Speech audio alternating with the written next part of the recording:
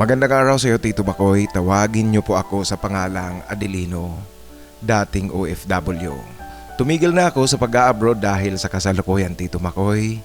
Meron na akong iniindang sakit. Ngunit ang sakit ay hindi ang pinakang dahilan kung bakit nagdesisyon kami ng asawa ko na pareho na tumigil sa pag-a-abroad. May naitatag na rin kasi kaming kabuhayan. Sa ngayon, Tito Makoy, sa buhay ko, liban sa sakit pang kalusugan, may isa pang sakit akong dapat na gamutin. Ang sakit na dinulot ko sa aking unang pamilya. Tama, Tito Makoy, ang narinig mo. Liban kasi sa pamilya ko ngayon, meron akong iniwang mag-iina. Sila ang una kong pamilya. Ganito po ang kabuuan at buong kaganapan ng aking kwento. Masaya ang aming pagsasama ni Hilda. Dalawa ang anak namin. Lalaki ang panganay at babae ang bunso. Hindi kami kasal ni Hilda, ngunit hindi ito hadlang upang maging maganda ang aming pagsasama. Nasa elementary pa lang noon ang dalawang anak namin, si Jimmy ang panganay lalaki at ang bunso babae, siya si Monica. Nung panahon na yun, Tito Makoy, nagdesisyon kaming dalawa ni Hilda na makipagsapalaran ako sa ibang bansa. Ito'y paghahanda para sa pagpasok nila sa high school. Tamang-tama kasi, Tito Makoy, pagpasok nila ng high school, may kaunti na kaming naipon yan at napaayos na rin namin ang bahay kasi ilang taon pa naman ang hihintayin. Sa maiksing kwento, Tito Makoy, nakalipad ako papuntang Saudi Arabia. Maayos ang takbo ng buhay ko, maganda ang kumpanyang aking napasukan. Tuwing weekend, nagbe-video call kaming mag-anak. Nung panahon na yun, Tito Makoy, Skype pa ang sikat. Sa ilang buwan na pananatili ko sa Saudi, nabayaran agad namin ang mga pagkakautang. May naitatabi si Hilda kasi itong si Hilda, Tito Makoy, masinop na masinop ito pagdating sa pera. Buong ingat niyang sinisinop ang kinikita ko. Sa kabila nga pala ng paglipad ko papuntang Saudi Arabia, patuloy sa kanyang trabaho itong si Hilda. Kaya malaking bagay ang kinikita ko at si Hilda naman meron ding kinikita. Yung sweldo niya sa kanyang trabaho. Regular at permanent employee kasi itong si Hilda. Subalit, Tito Makoy, sadyang mahirap nga talagang iwasan ang tukso. Noong panahon na iyon, sa Saudi Arabia, early 2000, isa sa mga libangan lang doon ay ang pagdalo-dalo sa mga kasiyahan gaya ng birthday party, graduation, wedding anniversary. Ang mga kasamahan ko sa trabaho, palibhasa matagal na sila sa Saudi Arabia. Meron silang mga kaibigan at mga kakilalang paminsan-minsan nag-iimbita. Sumasama ako sa aking mga katrabaho. Alam nyo na kasi po, ito lang ang tanging libangan, pampaalis ng kalungkutan. Noon, Tito Makoy, hindi pa pinapayagan sa Saudi ang mixing ng babae at lalaki. Ganoon pa man, kapag may kasiyahan ang mga Pinoy gaya ng birthday, graduation o kaya kahit na anong salo-salo, kadalasan ginagawa ito sa istiraa. Lagi lang nakasara ang gate, magkakasama, magkahalo ang babae at lalaki sa loob ng istiraa. Tito Makoy, kung maitatanong mo kung ano ang istiraa, ito'y isang mini resort.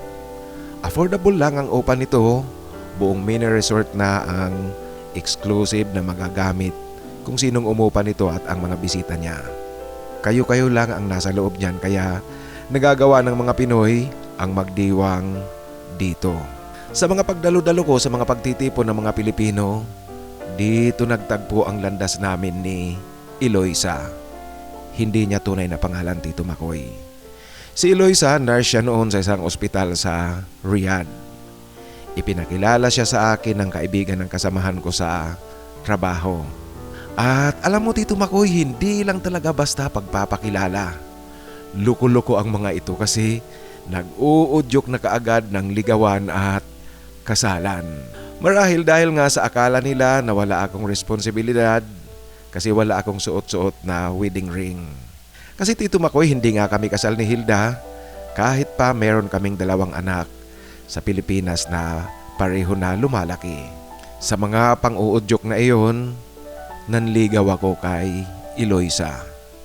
Kapwa kami umibig sa isa't isa, na uwi sa seryosong relasyon ang aming ugnayan. Ang relasyon namin ni Eloisa ang naging gamot ng kalungkotang aking dinaranas ngayong malayo ako sa aking mag-iina. At sa mga pagdalo namin sa mga pagtitipon ng mga Pilipino, dito namin na igugugol ni Eloisa ang quality time para sa aming dalawa sa aming relasyon. Ang problema, Tito Makoy, nagbunga ang aming relasyon. Nagdadalang tao itong si Eloisa. Magulong-magulo ang isip ko. Malaking problema ito. May pamilya ako sa Pilipinas na naghihintay sa akin. Si Eloisa naman nasa alanganing sitwasyon. Buntis siya. Alam mo, Tito Makoy, sa Saudi Arabia, dalaga, walang asawa, ngunit buntis. Malaking problema ito. Bawal na bawal sa batas ng Saudi Arabia. Nung nagdadalang tao na itong si Eloisa, Tito Makoy, natural, hihingi ito sa akin na panagutan ko ang aking responsibilidad. Ang totoo kasi niyan, Tito Makoy, walang kaalam-alam itong si Eloisa na meron akong pamilya sa Pilipinas. Hindi nga lang kasal. Ngunit pamilya ko talaga at sila nga ang dahilan kung bakit ako napadpad sa Saudi Arabia. Alam mo, Tito Makoy, ang problema kong ito ngayon na nagdadalang tao na si Eloisa, ilang araw na pinag-isipan ko, hindi biro ang ganitong problema. Subalit sa huli, dumating ako sa konklusyon na total hindi naman kami kasal ni Hilda, kaya legally single ako. Ang ginawa ko, Tito Makoy, pinalakad ko sa kapatid kong lalaki ang mga papeles sa Pilipinas, yung mga kinakailangan sa kasal, gaya ng Senomar o kaya yung Certificate of No Marriage at iba pang mga papeles na kinakailangan sa kasal. Ngunit mahigpit na mahigpit ang bilin ko sa kapatid kong lalaki na sekretong-sekreto ang kanyang ginagawa para sa akin. Nakasal kami ni Eloisa. Ganap kaming nagsama sa iisang bahay. Ang pagpapakasal namin ni Eloisa naging dahilan na hindi ko na magawang makausap ng maigi ang aking mag-iinang naiwan sa Pilipinas. Nung una, nagagawa ko lang na tumawag kung nasa trabaho ako, ngunit panakaw lang talaga, Tito Makoy. Pag nasa bahay na, hindi na pwedeng tumawag sa kanila. Ang kaso, Tito Makoy, pagdating sa sustento ko sa aking mag-iina sa Pilipinas, alam ni Eloisa ang buong sahod ko. Tuwing sahuran, ang problema ko papaano magpapaliwanag sa kakulangan ng halagang makikita niya sa aking buwanang sahod. Sa una, ang mga dahilan ko ay nagbabayad ng mga pagkakautang, bunsod nga sa pagpapakasal namin. At yung ibang padala naman, padala ko sa aking mga magulang.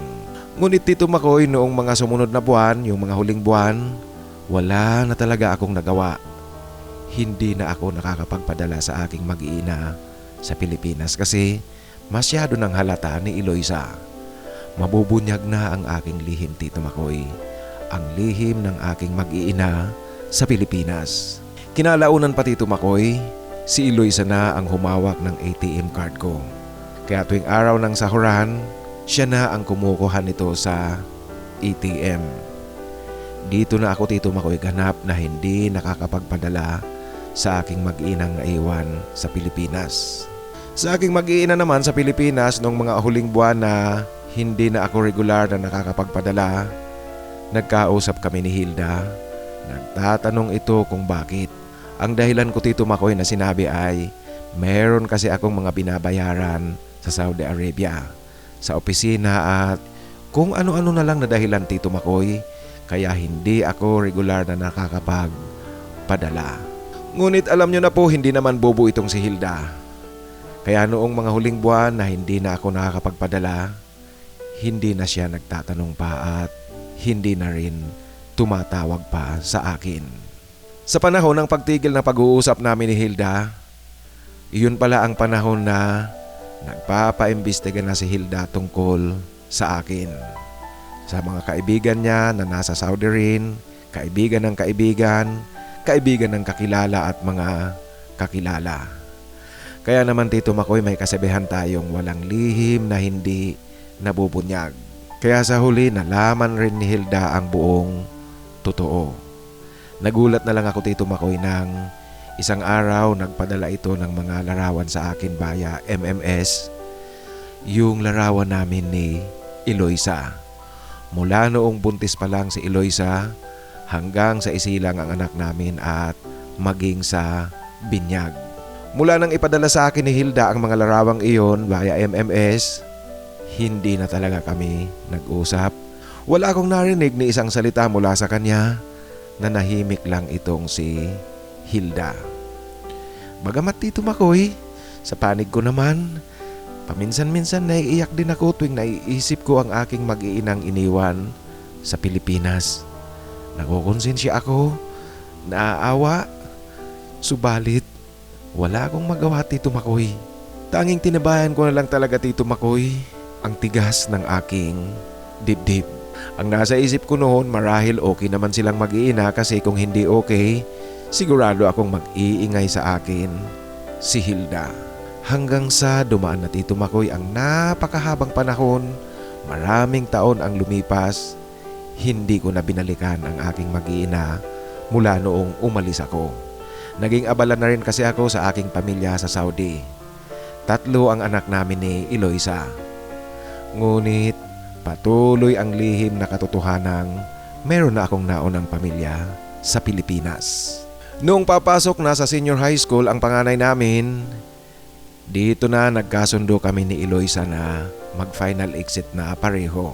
Mas maganda kung tuluyan na kaming mamamalagi sa Pilipinas. Total meron na rin kaming konting naipundar at magninegosyo na lang kami. Sa lalawigan kami ni Eloisa umuwi kasi dito kami nakapagpundar. At sa pag-uwi namin dito sa Pilipinas Tito Makoy, noon lang ako nagkaroon ng lakas ng loob na ipagtapat kay Eloisa ang buong katotohanan na meron na akong naunang pamilya bago ang pamilya namin. Ngunit hindi ako kasal. May 2 kaming anak. Ang buong akala ko Tito Makoy matatanggap niya ito, bagamat siyempre naroon na ang tensyong magaganap. Ngunit ang inaasahan ko bahagya lang, matatapos at magiging okay ang lahat sa huli. Ngunit Tito Makoy, mali ako sa aking akala. Hindi at ayaw tanggapin ni Eloisa ang katotohanan. Ayaw niyang makinig sa mga paliwanag ko. Alam mo Tito Makoy, yung pagtatapat ko kay Eloisa na meron na akong naunang pamilya, ito pa ang naging dahilan ng madalas na pag-aaway naming 2. Laging nariyan na ang pagdududa at ang panunumbat. Sa kabila ng takot at pag-aalinlangan, nabisitahin ko ang aking mag-iina, sina Hilda at ang 2 kong anak. Naglakas loob din ako Tito Makoy na bumiyahe pauwi sa kanila upang tingnan at kumustahin ang aking iniwang mag-iina. Hinanda ko ang sarili ko sa lahat ng posibilidad, sigaw, pagmumura, pagtataboy sa akin mula kay Hilda. Iyakan naman sa panig ng mga anak ko. Yung mga tanong na hindi ko basta-basta masasagot. Hinanda ko ang sarili ko sa mga ganitong sitwasyon. Gabi nang dumating ako, ewan ko ba Tito Makoy kung bakit. Pagpasok ko sa bakura namin, hindi ko talaga mapigilang maluha Tito Makoy. Pahid ako Tito Makoy ng mga luhang dumadaloy sa aking mga mata bago ako kumatok sa pintuan. Si Hilda ang nagbukas, bahagi akong ngumiti. Ang inaasahan kong magiging hysterical sa paghaharap namin ngayon si Hilda, kabaliktaran Tito Makoy kasi wala siyang binitawang ni isang salita noong tumambad ang mukha ko sa kanyang harapan.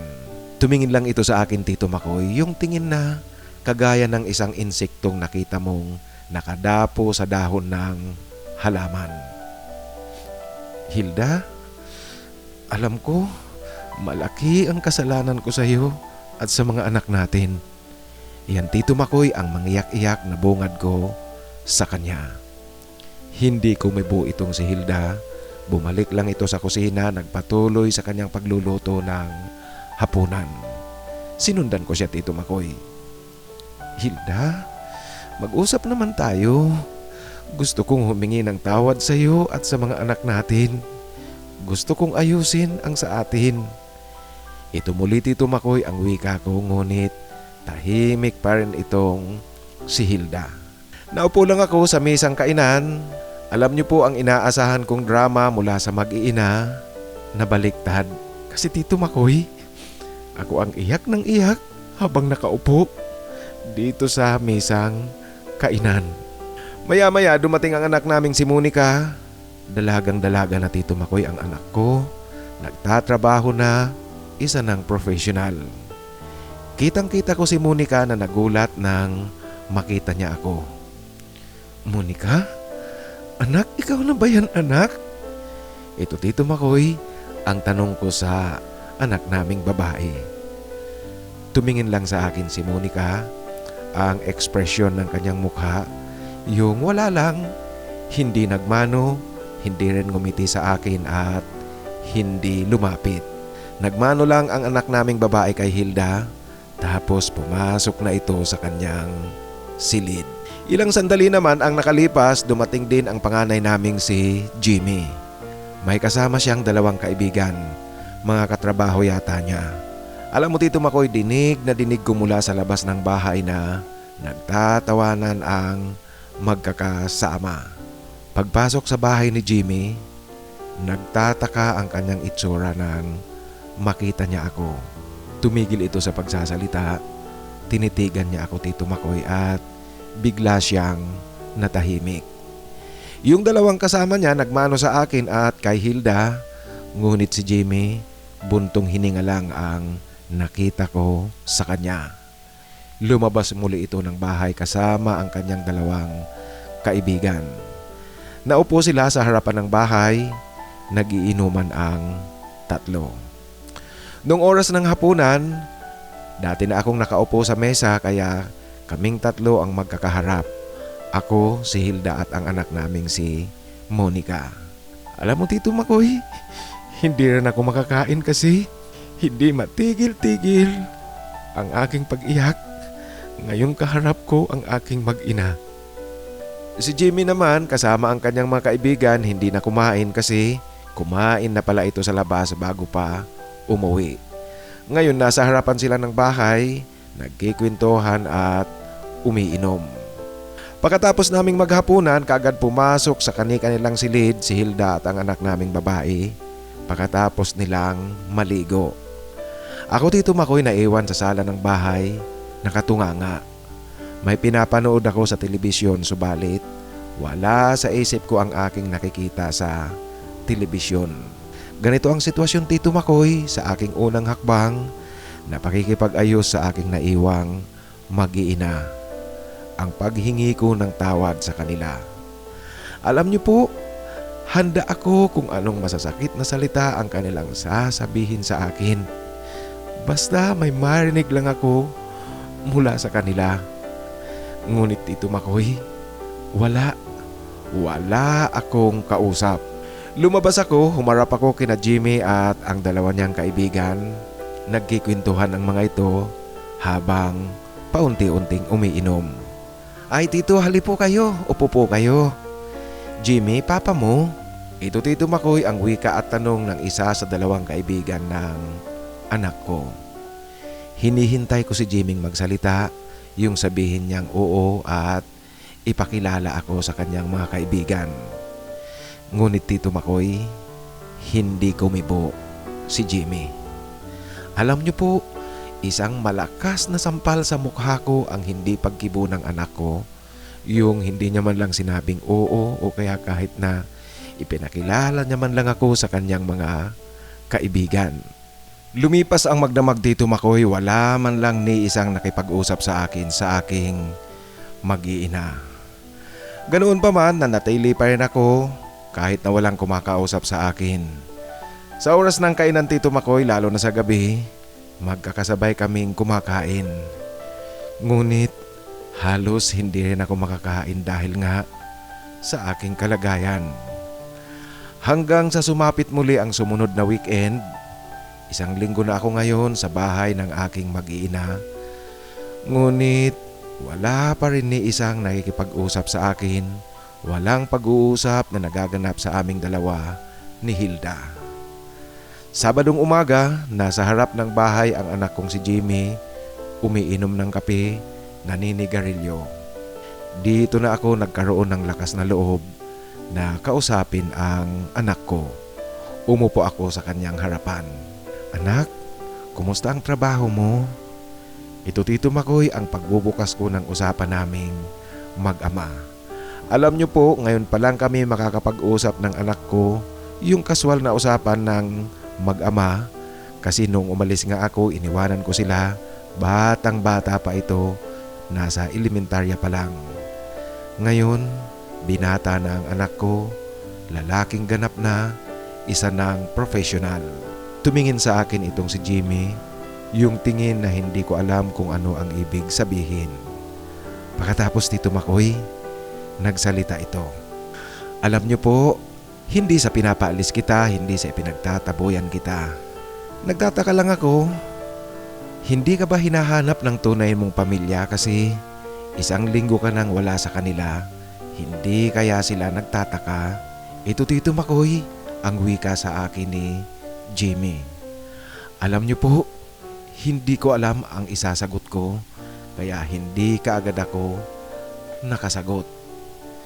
Anak, pamilya ko naman kayo. Ito ang sagot ko Tito Makoy na nag-aalanganin. Nako naman, alam niyo po ba ang sinasabi niyo? Iyan Tito Makoy, ang wika ni Jimmy na tumatawa.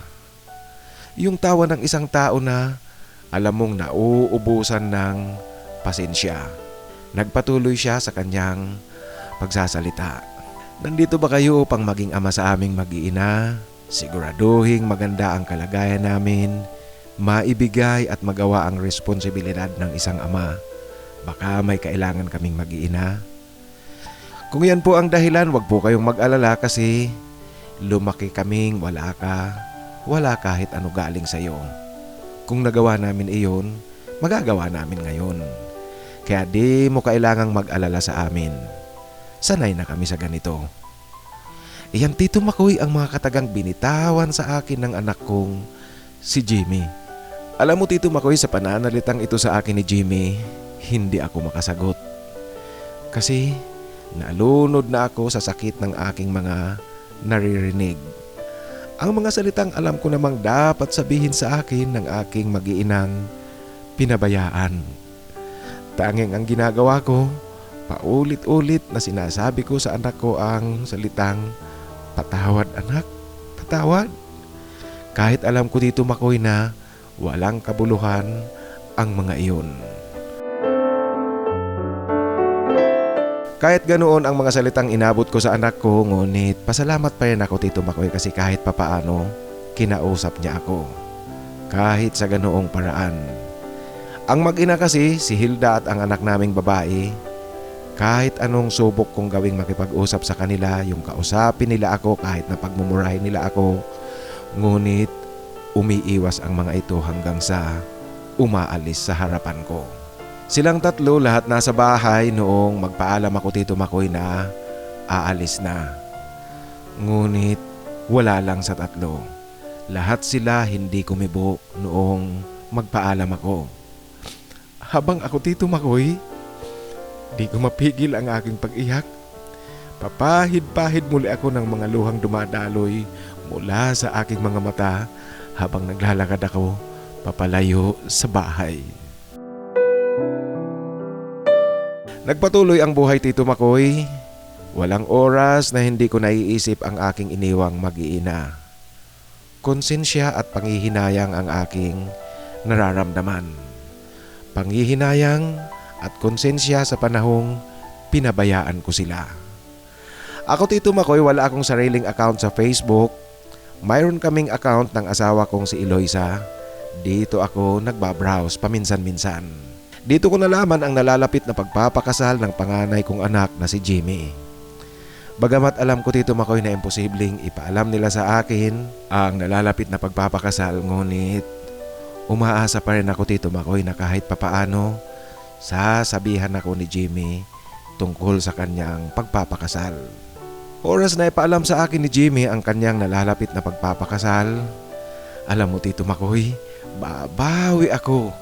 Gagawin ko ang lahat upang kahit sa ganitong paraan man lang, maipakita ko na kahit kailan hindi ko sila kinalimutan sa kabila ng aking pagtalikod ng responsibilidad sa kanila. Ngunit Tito Makoy, hindi nga talaga ipinaalam sa akin ni Jimmy ang kanyang pagpapakasal. Ngunit nalaman ko rin ang takdang araw at kung saan, kaya nung araw ng kasal, di ko rin natiis Tito Makoy na hindi masilayan man lang ang anak ko sa pinaka-importanting araw ng kanyang buhay. Pumunta ako doon sa simbahan, palihim lang na nakatayo sa isang sulok.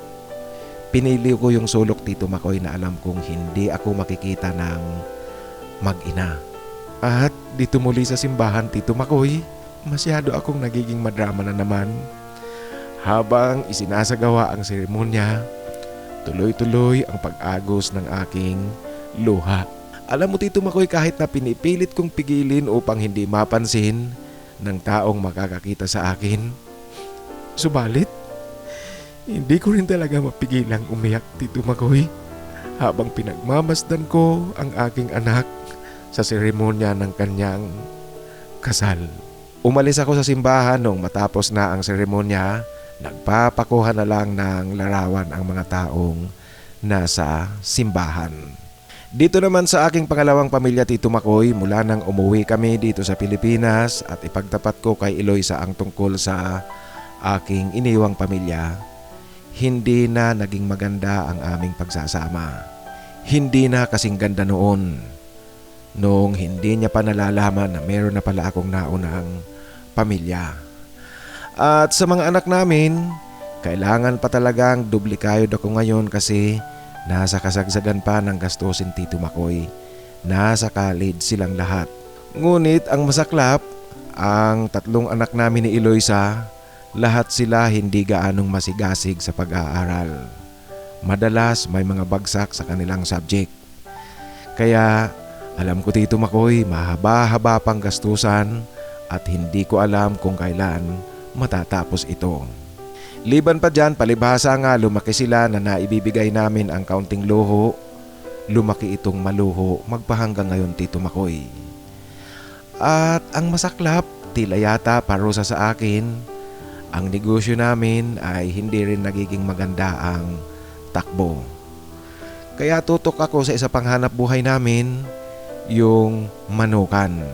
At dahil nga sa hirap ng kabuhayan namin ngayon Tito Makoy, paminsan-minsan, sumasagi pa rin sa isipan ko kung bumalik ako ng Saudi Arabia. Ngunit alam kong mahirap na sa kasalukuyan dahil sa maedad na rin ako Tito Makoy at meron ng iniindang karamdaman. Ramdam ko talaga ang hirap. Mahirap ang may mga anak kang hindi masinop. Bagamat hindi ko pinagsisisihan ang pagkakaroon ko ng anak, ang pagkakaroon namin ng anak ni Eloisa. Ngunit hindi ko rin maiwasan na paminsan-minsan maisip na siguro Tito Makoy kung hindi ako nagloko, marahil ngayon ang buhay ko, relax na lang ako, lahat na profesional ang mga anak namin. Hindi kagaya ngayon sa sitwasyon ko dito sa aking pangalawang pamilya.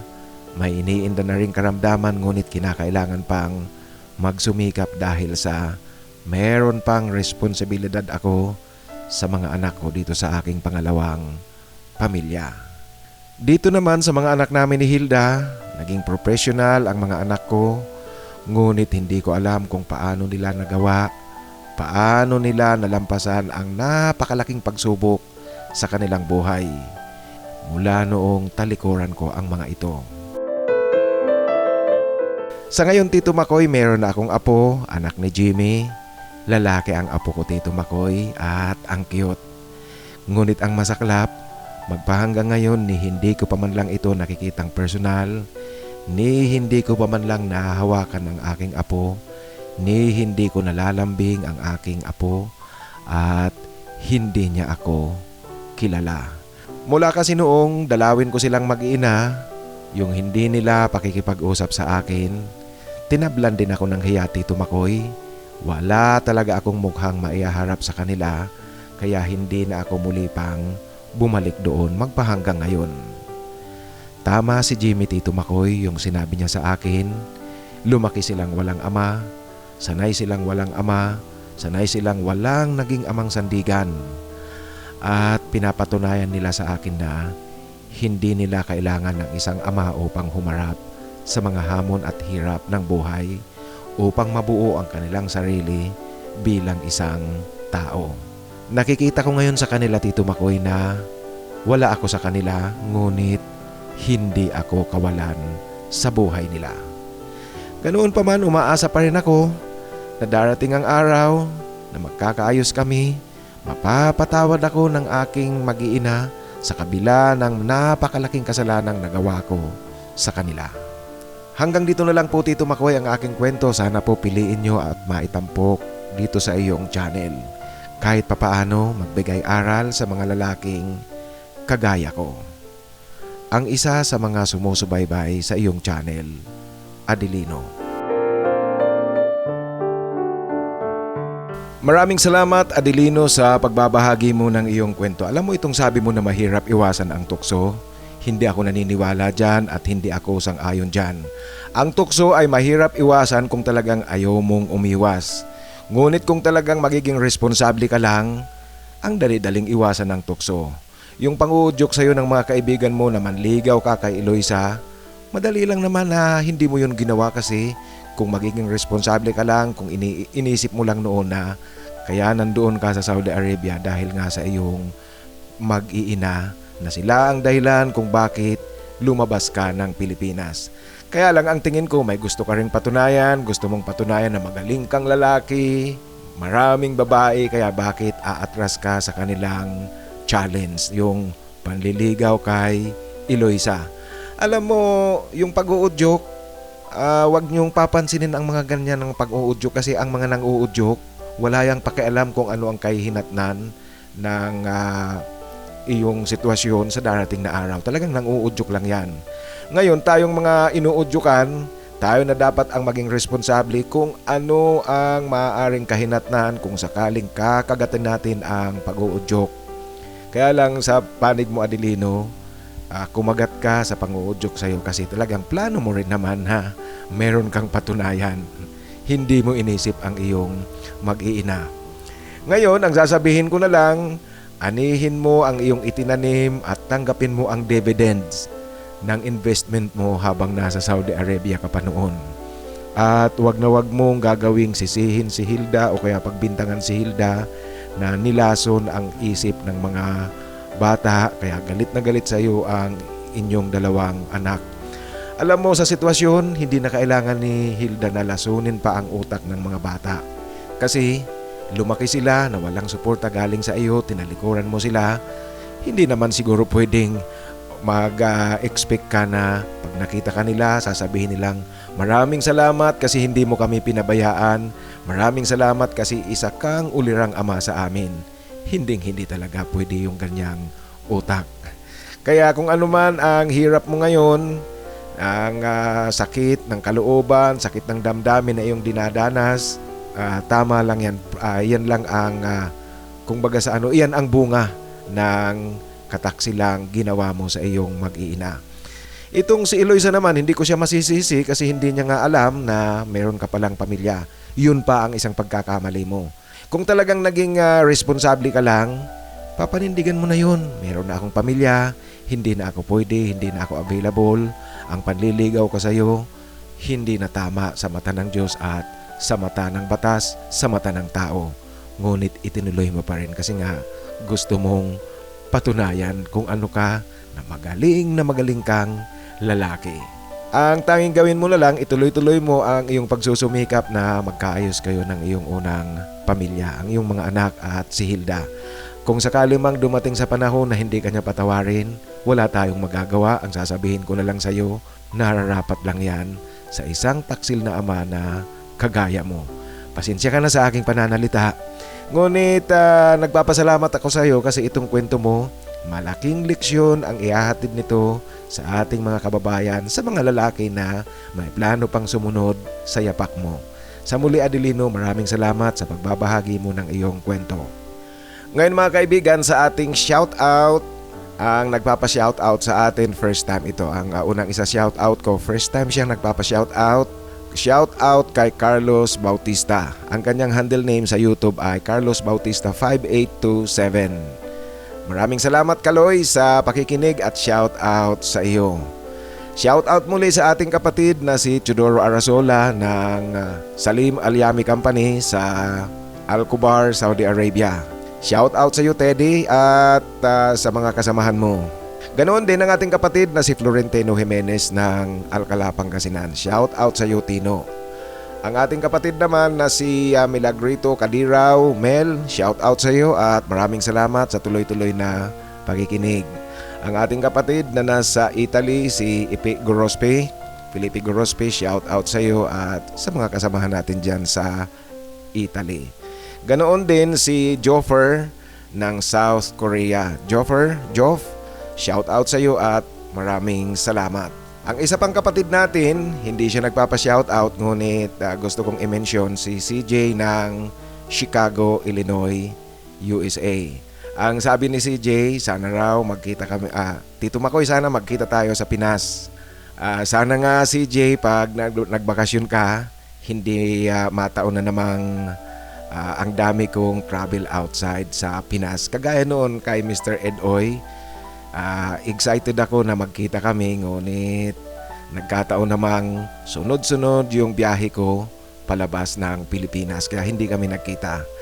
Anyway, hanggang ngayon pinag-iipunan ko rin ang bumisita talaga sa Tati. At pag nakabisita ako sa Tati, sana magkita-kita tayo. Kaso ang laki ng Tati. Medyo mahal ang pamasahe sa eroplano. Anyway, CJ, sana nga talaga pagbakasyon mo, magkita tayo at sa inyong lahat mga kaibigan, yung mga gustong makipagkita sa akin. Ako talaga excited akong makita kayo.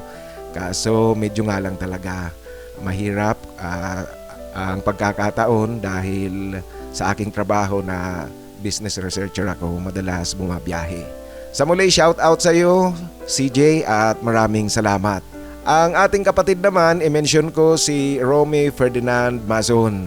Itong si Ferds, ang comment niya, natatawa siya kasi binasa ko ang kanyang comment doon sa kwento baga ni DK. Alam mo, Ferds, tamang-tama yung comment mo na sinabi ko kung bakit. Dito sa ating kwentuhan, pagdating sa intimate moment, medyo pahapyaw lang tayo. Yung kahit na papaano kikiligin ka pa rin ng kaunti, ngunit pahapyaw lang tayo kasi unang-una ang talagang consideration na pumapasok sa isipan ko ay kayong lahat ng mga nakikinig. Alam ko na mga professional at mga yung sense of decency nyo mataas. At may mga kasamahan tayong mga babae kaya pahapyaw lang tayo pagdating sa intimate moment at ganun, hindi tayo pwedeng lumampas na naman doon sa sasabihin ng YouTube na sexually gratifying. Sa muli, salamat sa iyo, Ferds. At natutuwa talaga ako doon sa comment mo kaya binasa ko pa sa shoutout portion. Maraming salamat sa tuloy-tuloy na pakikinig. At gusto ko ring i-mention ang ating kapatid si Tim Gonzales ng California, USA. Ang sabi ni Tim, natawa raw siya doon sa pagpapaliwanag ko kung bakit pahapyaw lang tayo pagdating sa intimate moment. Natawa siya doon sa sinabi kong kayong lahat ng mga kasama ko rito, hindi kayo yung tipong tambay sa kanto na umagang-umaga, nasa kanto ka agad at nagmumura. Natawa raw doon si Tim Gonzales. Totoo naman yan mga kaibigan. Talagang alam ko na kayong mga kasamahan ko, kayong mga regular na kasama ko sa ating kwentuhan, talagang mga may pinag-aralan, decente at refined. Yan ang eksaktong isang term na pwede kong gamitin sa inyo. Kung i-describe ko kayong lahat, kayo yung mga taong refined. Hindi yung basta-basta lang. Kaya alam nyo, marami tayong mga kasamahan na hanggang sa pakikinig lang, Tapos kung mga first time naman na mag-comment sila, alam ko kaagad yan na kasamahan natin, ngunit first time lang na mag-comment. Sa comment pa lang nababasa ko na.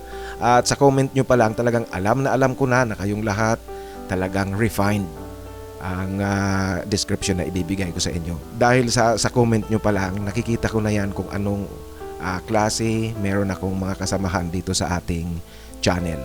Kaya alam ko rin yung sa mga first time commenters, yung first time na magsulat, alam ko kung hindi natin sila kasamahan. Sa tono pa lang ng pananalita, alam kong hindi natin sila kasamahan. Sa muli, maraming salamat sa inyong lahat, sa tuloy-tuloy na pakikinig, at tuwang-tuwa talaga ako, nagpapasalamat ako na kayo ang kasama ko, kayo ang mga nakikinig sa akin, ang mga taong tinatawag kong refined sa lahat ng bagay. Maraming salamat sa inyong buong suporta. At sa ating mga hinahanapan naman ng forever, ang babanggitin ko ngayon ay ang Team B. Para doon sa mga ngayon palang nakakapakinig sa atin, ang mga pangalang babanggitin ko po ay naghahanap yan ng forever. Ang ibig sabihin ng naghahanap ng forever, yung relasyon na seryosohan, hindi yung hook up lang. Kaya kung naghahanap kayo ng forever, pwede nyo silang kontakin. Naghahanap ng forever si Alfred TV 888, John M7V, John Inglaterra, Alvin Santiago, Rodney Kerubin, JP Chulipa, Filmer Borromeo, Felipe Gorospi, Jusel Tabuena, at ang ating kapatid na si Robert Merapuente. Kung naghahanap kayo ng forever, pwede nyo silang kontakin. Sa muli po, sa mga nais na magpa-shoutout, pakisulat lang sa pinakahuling upload upang mabasa ko kaagad yan. Kasi kung nasa lumang upload na, napakalaki na ng posibilidad na hindi ko kaagad yan mabasa. Mabasa ko man yan, medyo luma na kung baga sa pagkain, bahaw na, hindi na masarap kainin, hindi na malutong ang lasa. Sa mga nais namang magbahagi ng kanilang kwento, ipadala lang po sa aking email, titomarcos@yahoo.com. Ang Marcos po ay letter K, hindi yung kaparehong spelling ng presidente natin. Sa muli sa inyong lahat, maraming salamat sa tuloy-tuloy na pakikinig. Tuloy-tuloy nyo akong sinasamahan. Sumain nyo sana ang biyaya galing sa itaas.